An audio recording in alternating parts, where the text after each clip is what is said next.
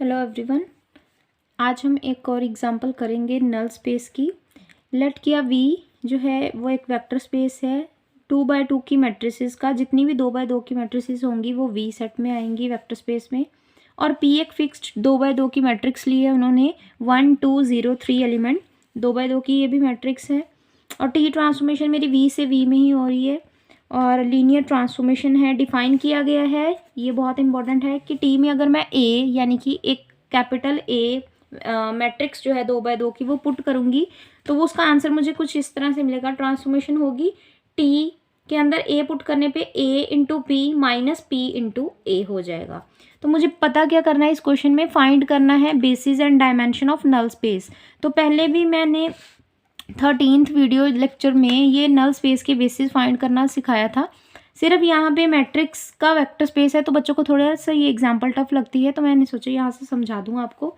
तो बिल्कुल इजी है, क्योंकि नल स्पेस में अगर मुझे बेसिस पता करने हैं तो ट्रांसफॉर्मेशन को 0 के इक्वल रखना पड़ता है। तो एलिमेंट टी में अगर मैं एलिमेंट पुट करूँ और इक्वल्स टू 0 हो तो मतलब ए जो है, जो भी एलिमेंट पुट किया गया वो नल स्पेस का एलिमेंट है। तो टी में अगर मैंने 2x2 का ए बी सी डी इस तरह से मैट्रिक्स लेके टी में पुट कर दी और इसको 0 के इक्वल रख दिया, दैट मीन्स ए जो है वो मेरे नल स्पेस को बिलोंग कर रहा है। A into P into A equals to 0। क्यों? क्योंकि ट्रांसफॉर्मेशन ऑफ ए का मतलब ही यही है, A into P minus P into A. इसके बाद A P minus P A अगर 0 के इक्वल है, ए इंटू पी मतलब ए जो आपने लेट की है, पी जो कि गिवन है फिक्स्ड वाली, minus P into A equals to 0 0 0 equals to 0 रखा। तो मुझे 0 को भी 2x2 की ही मैट्रिक्स में लिखना था, क्योंकि सारे के सारे एलिमेंट्स 2x2 की मैट्रिक्स की फॉर्म में ही होने चाहिए, क्योंकि वेक्टर स्पेस 2x2 का है। तो मैंने 0 को भी 2x2 की मैट्रिक्स में लिख दिया है। आगे सिर्फ मैट्रिक्स मल्टीप्लीकेशन की है, जो कि बीएससी के स्टूडेंट्स को सबको आती होती है कि 2x2 की मैट्रिक्स को कैसे मल्टीप्लाई किया जाता है। तो ए को 1 से, बी को 0 से मल्टीप्लाई करूंगी, ए को 2 से मल्टीप्लाई करूंगी, प्लस बी को 3 से मल्टीप्लाई करूंगी। नेक्स्ट एलिमेंट कैसे बनेगा, सी 1 से मल्टीप्लाई होगा और डी 0 से मल्टीप्लाई होगा। सी मेरा 2 से मल्टीप्लाई होगा और डी 3 से मल्टीप्लाई होगा, और दोनों का समीशन यानी कि ये एलिमेंट बन जाएगा। इसी तरह से ये मैट्रिक्स भी इस तरह से मल्टीप्लाई हो जाएगी और ये वाला एलिमेंट बन जाएगा। दोनों को सब्ट्रैक्ट कर लूँगी तो यहाँ तक हम इजीली पहुँच जाएंगे। इसके बाद कुछ नहीं करना, सिर्फ इक्वेट किया गया है इन एलिमेंट्स को। इसकी वैल्यू निकाली गई है जो कि आएगी -2c इक्वल्स टू 0। तो c की वैल्यू क्या आ जाएगी, -2c अगर 0 के इक्वल है तो c की वैल्यू 0 बन जाएगी। इसके अलावा जो twice of a plus twice of b minus twice of d equals to 0 है।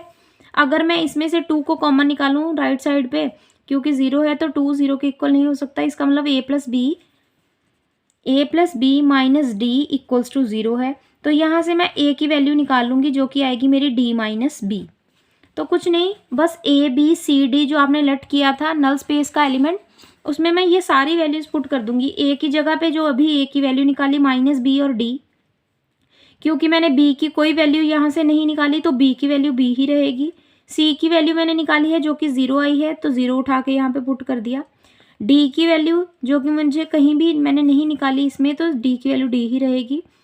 तो अल्टीमेटली ये जो a b c d 4 element थे, चारों के चारों किस में स्प्लिट हो चुके हैं, बी वाले अलग कर दूंगी, डी वाले अलग। तो सिंपली 2 एलिमेंट्स पे बेस्ड हैं, दैट इज बी और डी पे।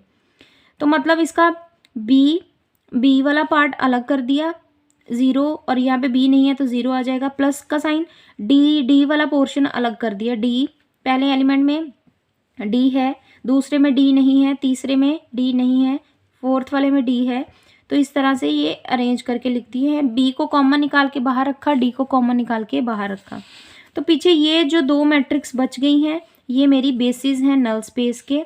तो नल स्पेस के अगर ये 2 एलिमेंट बेसिस हैं तो डायमेंशन ऑफ नल स्पेस, जिसको हम नलिटी बोलते हैं, वो इसकी काउंटिंग यानी कि 1 2 इसकी क्या होगी, नलिटी होगी।